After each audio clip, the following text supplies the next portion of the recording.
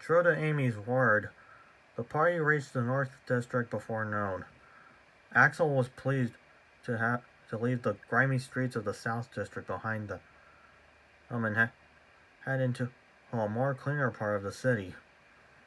Like the city center, there were lots of shops, restaurants, and lounges lining the streets, but those weren't what Amy was looking for.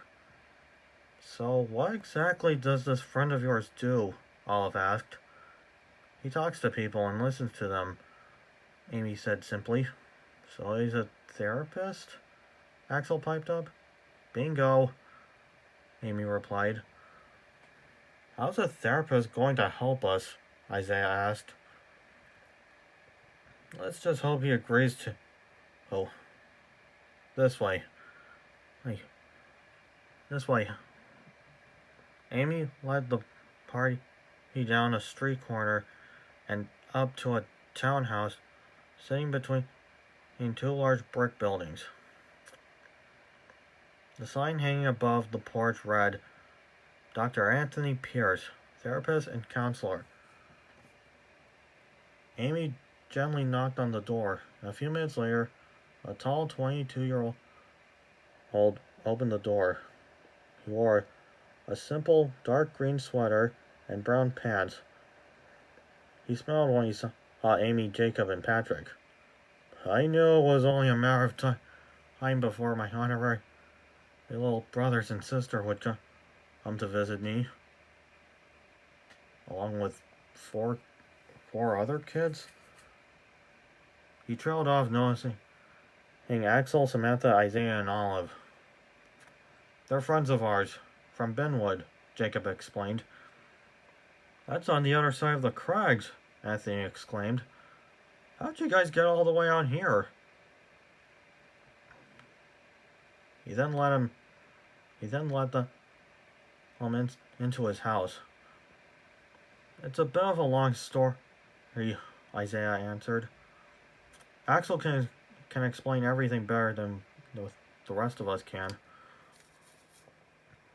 As much as he didn't like being put on the spot like this, he knew he was the only one who had seen what was raising so many questions.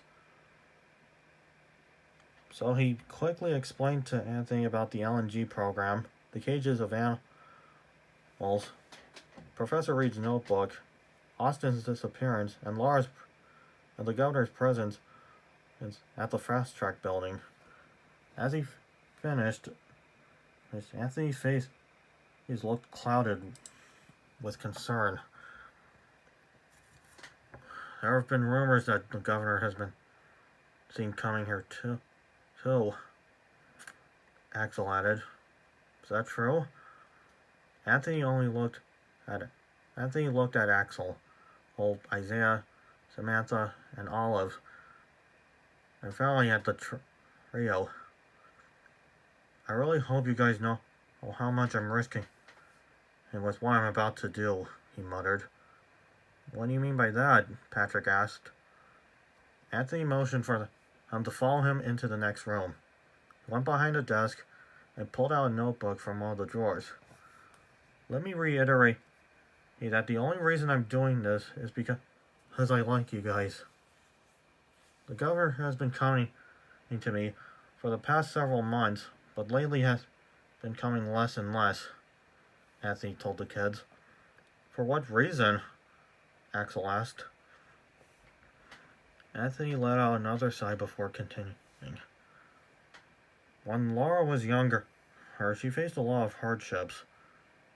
She really didn't want to get into specifics, only that they occurred throughout most of her childhood. But she said she always wanted to become someone who would be able to make the world a better place. That's where I started to feel like there was something that she wasn't telling me. After what Axel just told me, I now really think that she's trying to do something and needs the resources on Fast Track Tech to accomplish it. But what is she trying to accomplish in there? or Samantha asked. And is it even connected to Austin suddenly disappearing? Guys, Axel said with a heavily concerned tone.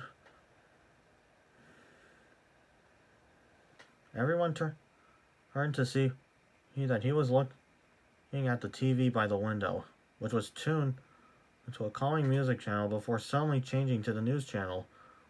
We interrupt this program to bring you a breaking news report. At approximately 11 a.m. today, yet another student from the visiting Benwood Middle School 6th grade class has been reported missing. Caleb Larson was last seen with his classmates at the Elm Grove Hotel courtyard when he was later reported missing by fellow students.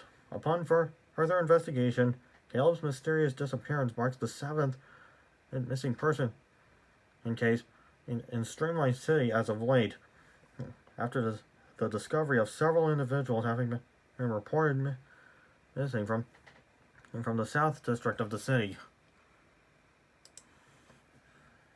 Axel and his friends looked at each other as the broadcast ended and the original channel returned. First Austin, now Caleb?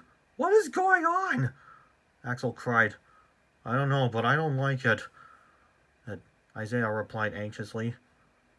Anthony, did the governor ever say exactly what she wanted to do? Well, to make the world a better place? Like, it was more of a protecting the environment thing, or was it more educational based? Anthony hesitated a little as he looked back into his notebook. Before I answer that, I need to confirm a hunch. Those two kids you know, what kind of people were they? What do you mean? Axel asked. I mean, what kind of personalities do they have? Anthony rephrased. Axel glanced at his friends. I've got a feeling saying that they enjoy picking on people was going to lead to a problem.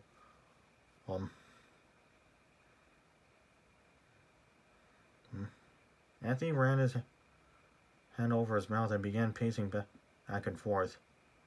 What's wrong, Anthony? Jacob asked. Anthony stopped and faced the kids. I think you guys are right to believe that the governor might be up to something. During some of our sessions, she sometimes mentioned how she wanted to figure out a way to help troubled children become better people. Have two of your classmates disappear? Heard who happened to be troublemakers.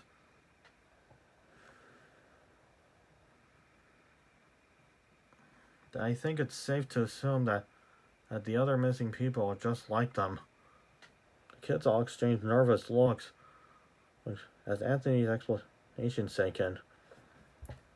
We gotta tell the police or something, Isaiah said. You ever watched any movie with this kind of scenario? They're never gonna believe us without any form of evidence. And we don't even know for sure or whether or not she has anything to do with this. If anything, Professor Reed could be the real puppet master. So why not find some evidence?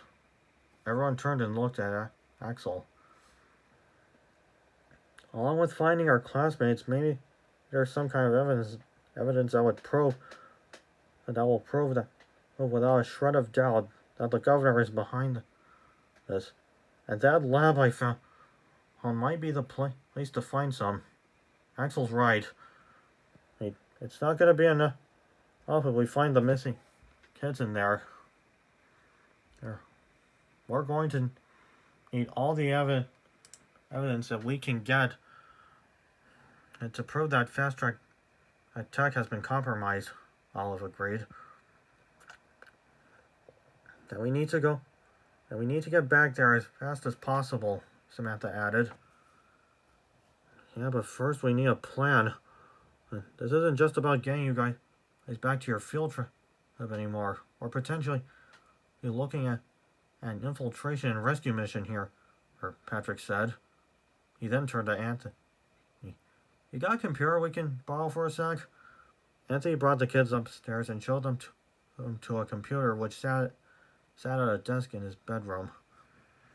Patrick began typing rapidly throughout different websites and eventually found a 3D blueprint of the entire Fast Track Tech building. How'd you find this? Axel asked. I may or may not have hacked into the architectural archives for the company's building history. Patrick explained casually. Pat's always been good with computers. Like frighteningly good, Jacob added. Patrick pressed a few more keys, and the adjacent printer began dispensing several pages containing the blueprints. Once we get closer, we'll be able to find a way in without being seen, he instructed as he placed the papers in an empty office bag sitting on the desk. Axel tugged on his hat again, as the reality of what was happening was now all beginning to wash over him. Are you really sure we can do? Are you really sure we can do this without telling the police? He asked nervously. Honestly, I don't know, kid. But I do know that they never believe us if we told them what you saw, Jacob answered. Axel knew Jacob was right, but all the same he was getting more anxious by the second about the possibility of confronting adults who'd harm him and his friends. Needing to clear his head, Axel walked into the hallway by the stairs and leaned against the wall. Next to him was a large window that overlooked the street below. Every so often, Axel would glance outside, trying to distract himself. Suddenly, he noticed something that sent a harsh shiver down his spine. Down below was Jack and Ben. Axel recognized them from his first encounter with them in the lab yesterday. They were looking up and down on the street intently, and Axel knew exactly what they were doing. Axel was so overcome by fear and shock that he forgot to move away from the window and stood as still as a statue. And with a stroke of bad luck, Ben looked up and saw him. That snapped Axel out of his shock, and he immediately ducked under the window. Now look what you did, you coward! He hissed to himself. Running back into the room, he immediately shut the door, alarming everyone inside. What's wrong, Axel? Samantha asked. They're here! The guys from the lab found us! Axel cried, pressing his body against the door. A loud pounding from the front door or downstairs quickly became heard. I have an idea, Anthony announced. He quickly ran to a nearby closet and grabbed several pairs of sheets. He began to tie one into the bedpost. The pounding on the door became louder as Anthony kept tying the sheets together until they formed a long rope. Once he was finished, he threw open the window and tossed the other end outside, and creating a makeshift rope onto the ground. All right, go now, all of you. I'll hold them off until you're all outside, Anthony shouted as he ran out of the bedroom. Ladies first, let's go, Jacob called as he helped Olive onto the windowsill. One at a time, the kids each made their way down the sheets until Axel was the last one left. Come on, Axel! We gotta go! Isaiah shouted. Axel shakily perched himself on the windowsill and grabbed the rope. But there was one problem.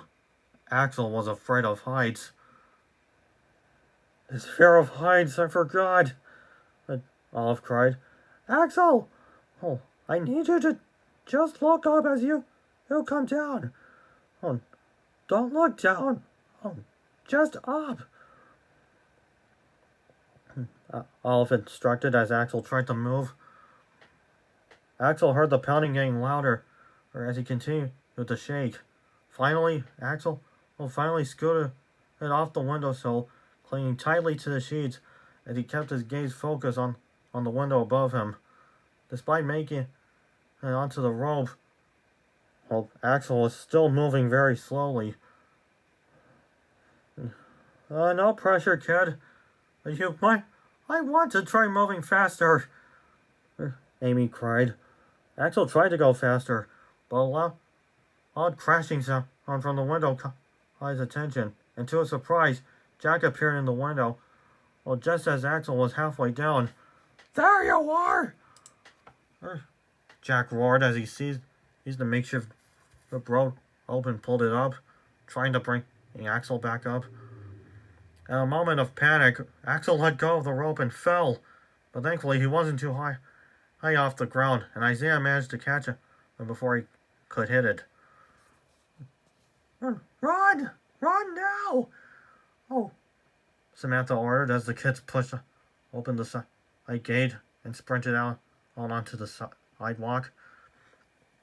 Pushing past the crowds of people on the street, the kids ran as fast as they could, and not daring to look over their shoulders to see if the two men were behind them. Finally, they arrived at a section of road that was under construction. Quick! We can hide here! Isaiah called. Spying a parked dump truck, the kids frantically scrambled inside, hiding within the truck's large dump bed. A few minutes passed, and they hadn't heard anything. Jacob cautiously peeked out from the truck, and eyed the busy streets.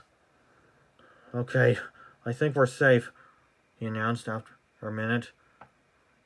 They climbed down from the truck and made their way back onto the public street. Do you think Anthony's okay? Axel asked. I don't know, but we need to make sure. Or if those guys were looking for us, then it should be safe to return to the house, Amy said. The kids hurried back to Anthony's house and found the front door had been broken down. Anthony!